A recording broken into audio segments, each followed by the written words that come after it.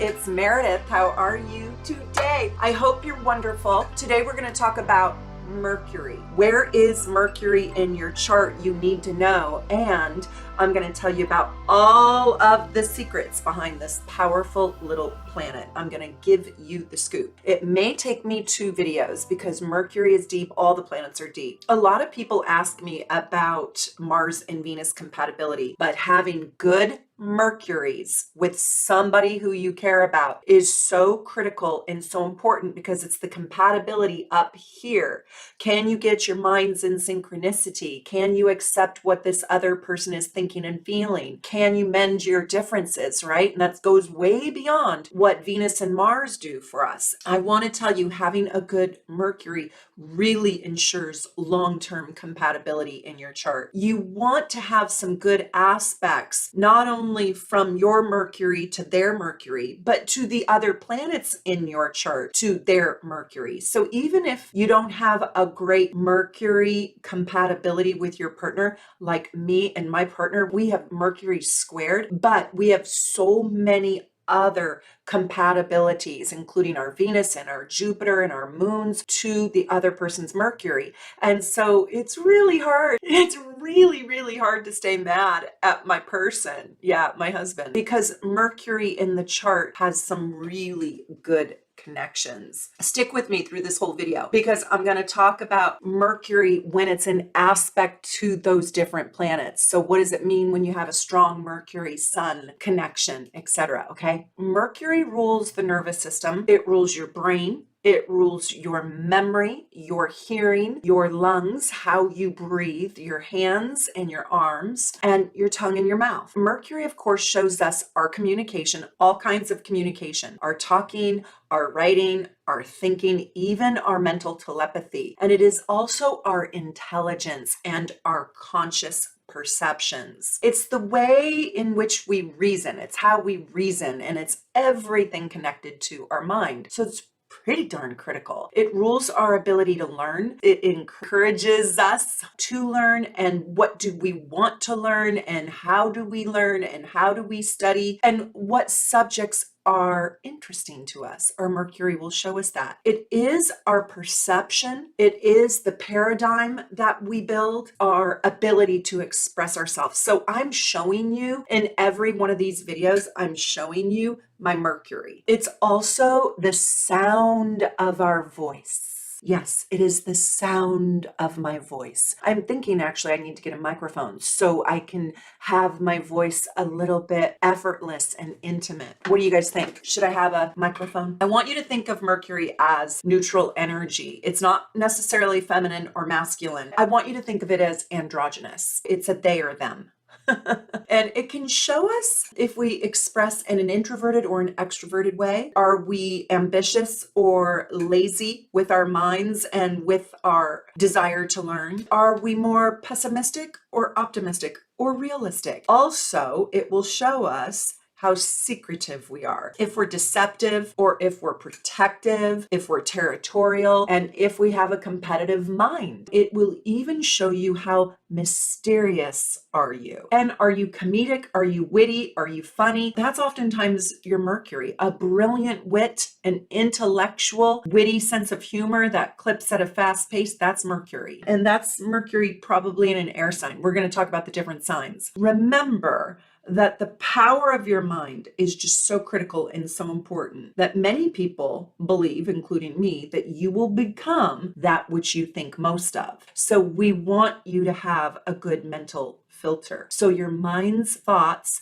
and preoccupations are the work of your Mercury. Mercury's condition in the horoscope, whether it's in tension or is it comfortable, will show you your mental picture of your own self, your own life, your own world, and the world. Mercury loves being at home in the 3rd house and the 6th house. So ding, ding, ding, you win if you get Mercury in the 3rd house or the 6th house. I'm just kind of kidding, because it functions differently in all the houses. You can't go wrong wherever Mercury is at, but those 2 houses are Mercury's home turf. So it just like a basketball team likes playing at their home game. Mercury likes being in their home, third house and the sixth house. And if you have planets, other planets in those houses, they're going to take on a mercurial tendency or flavor. Whatever planet is in the third or the sixth house, they speed up that planet's function and they make that planet very, very busy. Mercury, I would say, also really loves being, of course, in Gemini and Virgo, but also Aquarius. Fire sign Mercury. So these are Aries, Leos, and Sagittarius. These people are passionate.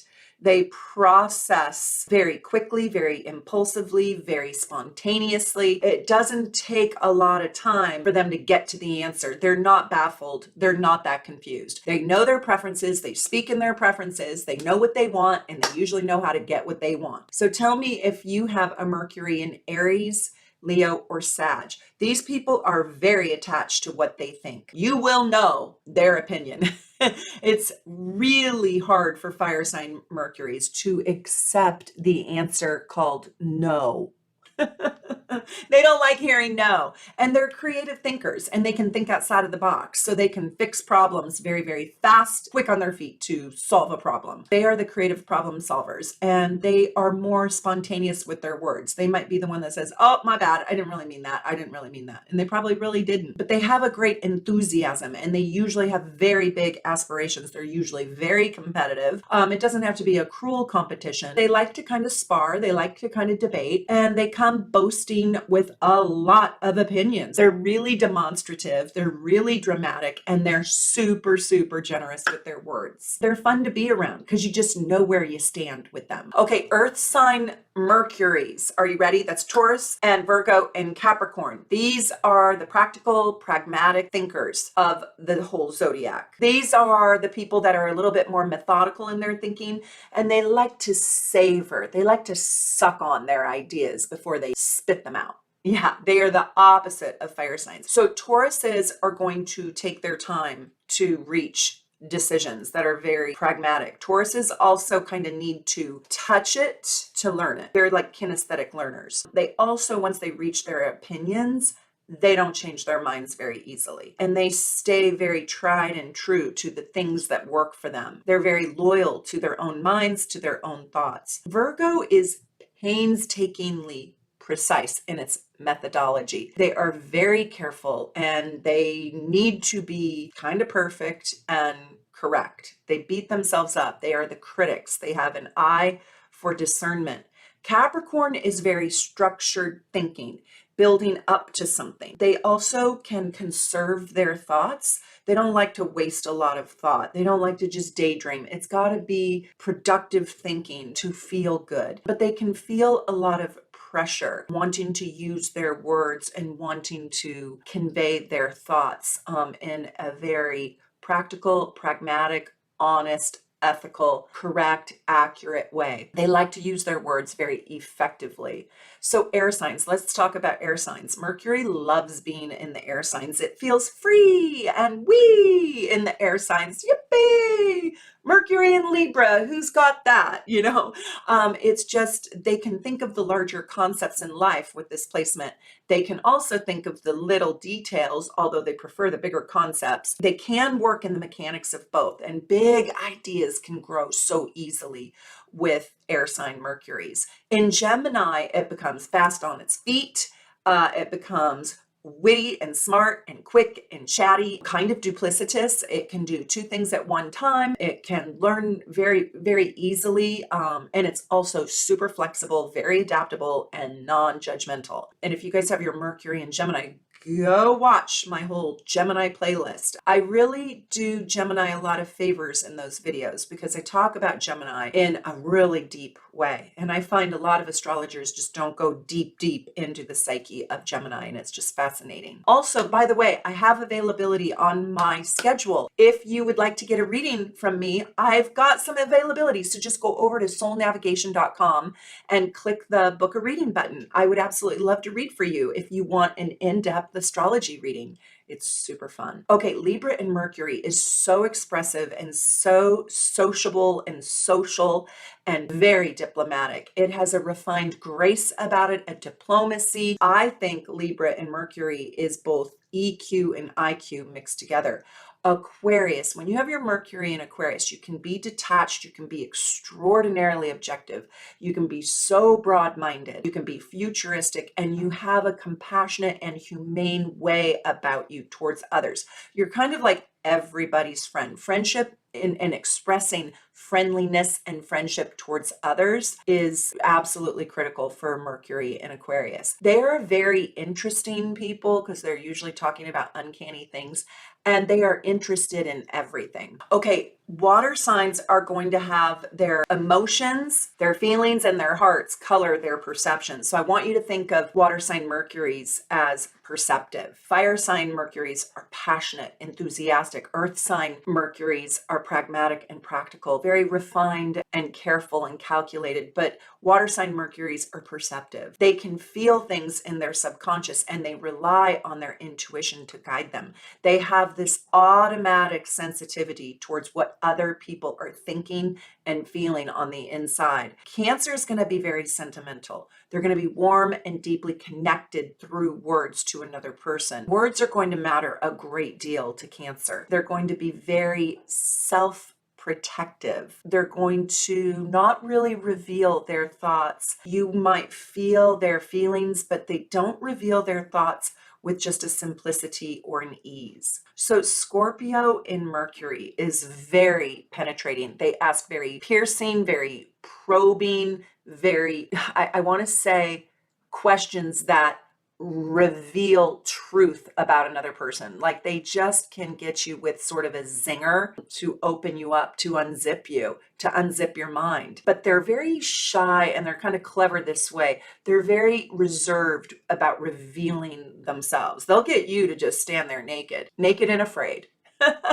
But they won't do that in return. There's no way in hell. They don't. So a really good Mercury and Scorpio person needs another Mercury and Scorpio person to get them to open up. Yeah. They have this piercing ability to go way below the surface, and they revel in deep, deep, deep conversation. They love mysteries. They're the detective. They can ferret out the truth. Yeah, they have a really high bullshit meter. I happen to know this placement well. Wonder why.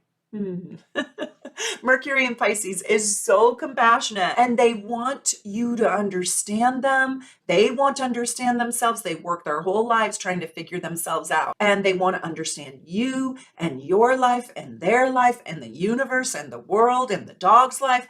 I mean, they are interconnected to all things. They ask the big pondering questions. They are so massively creative.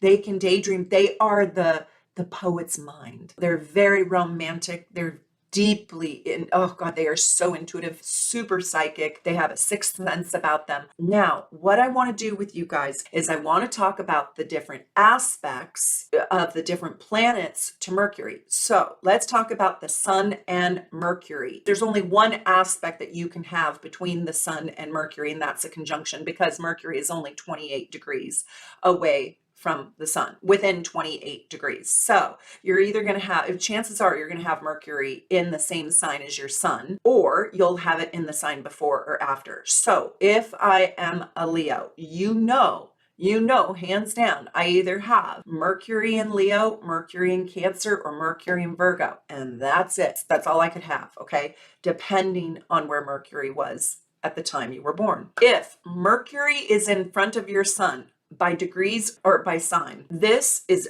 big mental vital energy. This is vitality to the person's expression. This person can talk first and think later. So if Mercury is behind the sun in degree or by sign, it ponders a little bit more. It's a little bit slower. It's a little bit more concentrated. It's less outgoing in a way. It's just held back, delayed, process, then speaks. And that's any sign. Also, I want to say the tighter the conjunction, the bigger the Mercury. I once was involved with somebody who had a big old giant Leo in Mercury and Leo sun and Leo rising. And Mercury was right smack on that sun. And it was like, I could not get that dude to shut up. And I couldn't get him to quit being competitive with me around his thoughts. I mean, and Mercury was in front of the sun. So, in that fire sign, it had to boast its opinions and it had to constantly be right. And the talkative piece was on the ascendant. So it was just chatty Cathy and it was just chronic and constant. And I was just like, oh my God, I want to read my book. It was just like, yeah. When you have a Sun Mercury person and it's in a really extroverted way in the chart, it's like, oh my God, those people need to learn how to listen. But they're also great storytellers and phenomenal communicators and super colorful and very exciting. But if you have a need for deep thoughtfulness, they can just steamroll over you and they have no idea. Okay, let's talk about Mercury in aspect to the moon. So if Mercury and the moon make any aspect in the chart, there's difficult aspects, that's squares and oppositions, and then there's easy aspects, sextiles and trines. And I talk a lot about those different aspects in all my videos. So go and watch my other videos to learn about the aspects. And also, you guys, if you want to take my masterclass, you can buy the link and keep it forever. It's like 2.5 hours.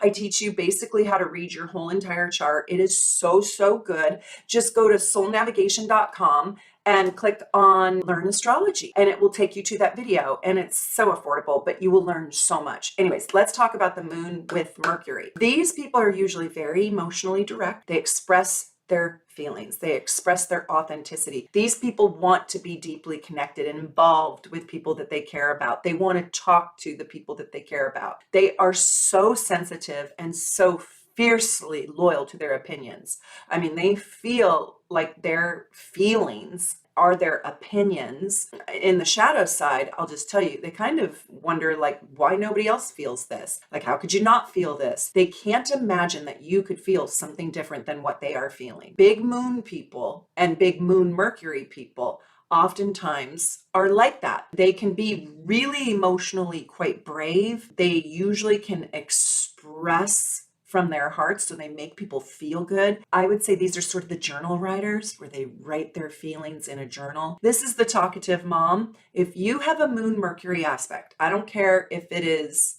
a square, opposition, trine, sextile, it doesn't matter what. But if you have a moon Mercury aspect, you had a talkative mom. You had a mom that taught you how to think and how to talk. She had a very big influence over your mind.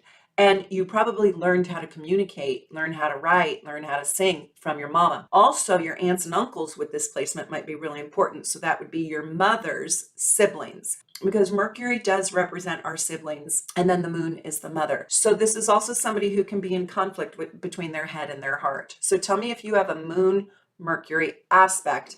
And what is it? Oh, okay. So aspects between Mercury and Venus. So beauty is going to be a mega player in your life. Your mind is preoccupied with love, beautiful things, harmony, decorating, colors, beautiful sound. You probably like sound baths and artistic pursuits. And you probably also have a very beautiful voice. You may be preoccupied with the ideal, becoming the ideal writer, the ideal singer, the ideal orator, or you might even idolize life. An idealist, but you're probably very inspiring, very kind, very thoughtful, very diplomatic. When you have a Venus Mercury, there is just something so lovely about you. Usually you can put other people first. You can neglect yourself. It's probably very hard for you to do confrontation and conflict.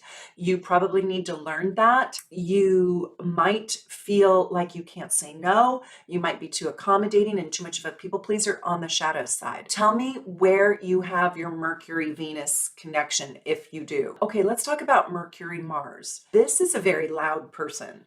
This is big, bold, badass energy, and it lends a lot of power and maybe even too much power depending on where it's at and what element it's in and what house. But this is how brazen you will be. You could really overdo it with this aspect and have a total nervous breakdown, to be honest, if it's in a hard placement, or if you don't unplug, check out, and relax. You got to go to the beach, lay in a hammock, but you can even have inflammation in your body, and you can get red hot and very impatient. You can love a good argument. You can love combativeness in a way, like to be devil's advocate or to spar or to egg a person on or to masterfully trick another person to get the edge. You like to win. You know, Mars likes to win, and you like to tear down people that deserve it. You like to put people in their place. And this can also be a cop aspect where, you know, the Karens, this reminds me of the Karens out there a little bit, where, you know, if you don't like something, you'll send that back, or you'll state it, or you'll tell it. Now, it doesn't have to always be like in such a bossy and argumentative way. It could be a real fight for justice. This is like an attorney aspect too. You know, for an attorney, you want a really good Mercury Mars. This is somebody who's willing to fight for you and willing to speak up when there's injustice or wrongdoing. But it can also be kind of the bully if it's not in check. It's very hard for a Mercury Mars person to not get their way. They need their way. There's high ambition and they want to win and compete and get the gold medal at all costs. Mercury with Jupiter is someone who is born optimistic. Yes. Somebody's born with rose-colored glasses who's super direct and often thinks of themselves in a positive way. They like themselves. They like their ideas. They like learning. They like educating you. They usually are a great pontificator, and they usually have a need to express their belief systems in a big way. They usually come with tons of confidence, and they usually love, like I said, learning and teaching. Jupiter is square to Mercury. They can lie, they can be deceitful, they can want to get their way, they can blur the truth, they can be nice to you to get their way with you. They can be the BSer, kind of the con man. Yeah. If Mercury and Jupiter don't learn each other, they don't keep each other in check with integrity, they can really go off the rails with massive deceit. But I usually really like a Mercury Jupiter person, even in a square. If they're healthy, they're going to be fascinating and colorful and riveting and delightful and big ideas, big energy. They probably understand the global world or theology and philosophy. They probably are a good historian. They probably take a lot of photos to document time. There's a delightfulness here when it's really, really healthy. Mercury and Saturn. This makes for a very high focus person. And this has a seriousness of thought inside the Mercury Saturn person. It can be harmonious, but it can also feel the pressures in life at a very intense level. My daughter has this. You learn to become your own authority here. And you can be kind of the bossy authority in people's lives. I remember when my daughter was like 2 years old, she wanted to boss me around and I was not having it. But I'm like, oh my God, there's a new sheriff in town. And she's like 2 feet tall. I mean, what the heck? You quit being my mommy. You're only 2 years old. But that's that Saturn Mercury where there's a discipline in their mind. They understand rules and regulations very early on. My daughter did not defy me too often. She wanted to follow the rules. She wanted to know very clearly, Mercury, Saturn, what are the expectations here? And then she would meet those expectations. And then this is where the Mercury, Saturn person gets into trouble. And she's doing this a little bit right now with the car. And that is she understands the expectations. She understands the rules. But then because there's such a sense of focus and authority, they can get in over their skis. So they can bite off a little bit more than they can actually chew, just because there's like this innate confidence and they have a real authority inside of them. But that's not always a great thing, because life can get demanding real quick, and they might not be prepared for it. In truth, they usually know right from wrong, and they like letting you know when you're wrong. They love that. That's one of their favorite things to do. Oh yeah, you're wrong, or that's not quite true, or I don't know about that. I kind of tease. I think this placement is a little bit like opposite syndrome. It's kind of like Mars, where they just live with the doubt in whatever it is you're saying. Like, I'm not sure. Like they doubt first. So they kind of feel like they rebut you a lot. Devil's advocate. Sometimes these people, though, live with a great deal of self-doubt inside of them until they work on their craft so deeply that they have come to master them enough to feel truly worthy. And they know what that marker is. It's not just if my daughter draws a beautiful painting and I tell her that it's really pretty. It's not like she even believes it. She's got to feel it inside. Like she knows the difference. And if it doesn't meet her standards, then it doesn't add confidence to her confidence bucket. Mercury, Saturn, they measured themselves in their great works. And in their work. But this placement can eventually come into a great deal of wisdom. Okay, Mercury, Uranus. You know, this can literally be crazy madness, genius, brilliance. It's the original thought and the original mind. I mean, this is like Leonardo da Vinci or Michelangelo making the Sistine Chapel when that had never been done before. Or this could be like Van Gogh, you know, painting in a way that nobody else painted.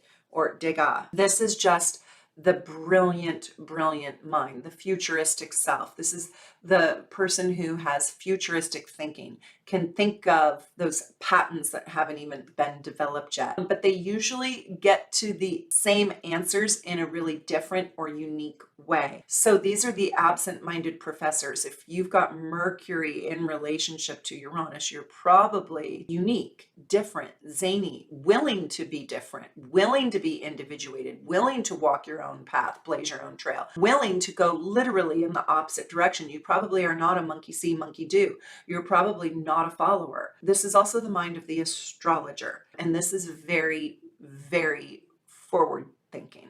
Mercury, Neptune, however you have this in your chart, this aspect is very spiritual. It is very deeply artistic. This is also the poet's mind. This is a person who is so sensitive, very flexible, able to change and create change. There's transformation with this. There's a kindness to their thinking. Like they might automatically default to kindness. Even when nobody's looking, there's a politeness. There's a sweetness, there's an angelic sense here. This is also the clairvoyant mind, the clairaudient mind, the clairsentient mind. There is an extreme distaste for ugliness of any kind. And it's hard for them to watch murders or detective or negative things, ugly things, heinous things. Like they almost have to shield themselves. So do you have Neptune in relationship and aspect to your Mercury? And tell me if you can relate to this. You know, this person can also easily escape, and they might want to take substances to help them escape because the world can feel too harsh to a Mercury Neptune person. They can become very defensive. They can completely check out. If you have this placement, you do need to check out. You need to unplug and you need to go spend quality alone time with yourself and escape into the worlds that you love. Mercury with Pluto. You know, this is a profoundly powerful placement. This placement offers a huge ability to concentrate.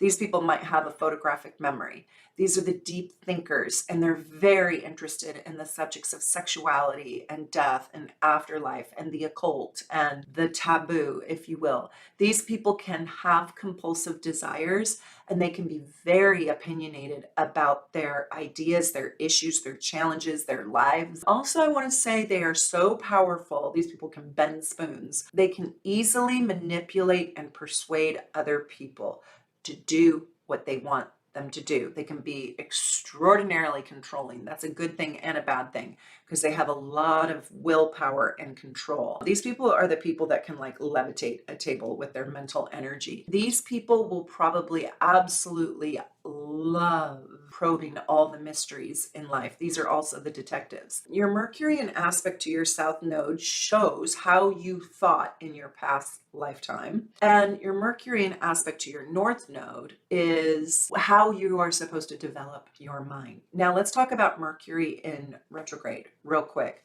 I've done like 2 whole videos on Mercury in retrograde, and I think one is alive and one is not. So go watch those. And by the way, if you guys want a beautiful natal chart or you want your report, you can just click on my shop tab at soulnavigation.com and you can see everything that we offer in our shop. The reports are just so incredible. If you haven't gotten one yet, go pick one out that really resonates with you.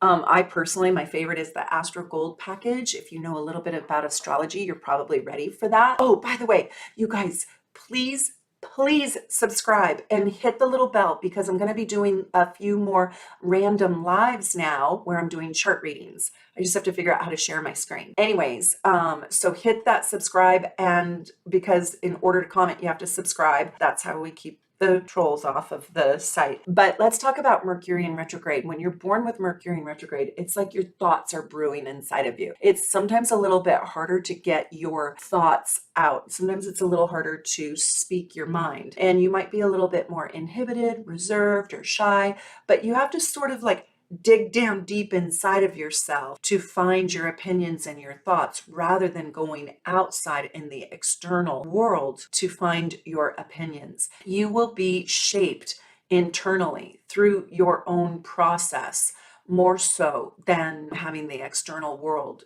shape you. It's almost like introverting in a way. And I find that people with Mercury in retrograde, they might not have wanted to sat in a classroom to learn. They might have had too much energy to learn that way. And that's not everybody, but I've just noticed that a little bit. Like they don't want to do like classical learning. So if you have Mercury in retrograde, I want you to tell me, how did that shake out for you? And where do you have it in your chart? And in what other planets are in aspect to it? It's not a bad thing. And I find that when Mercury does go retrograde, they actually do a lot better. It's just interesting to think about. Well, I hope you liked this round one of my Mercury video. Tell me where your Mercury is and in what relationship is it to the other planets. And then in my next video, part 2, I'm going to tell you about Mercury through the houses. Okay, bye for now. Thanks for subscribing. Take good care. Bye.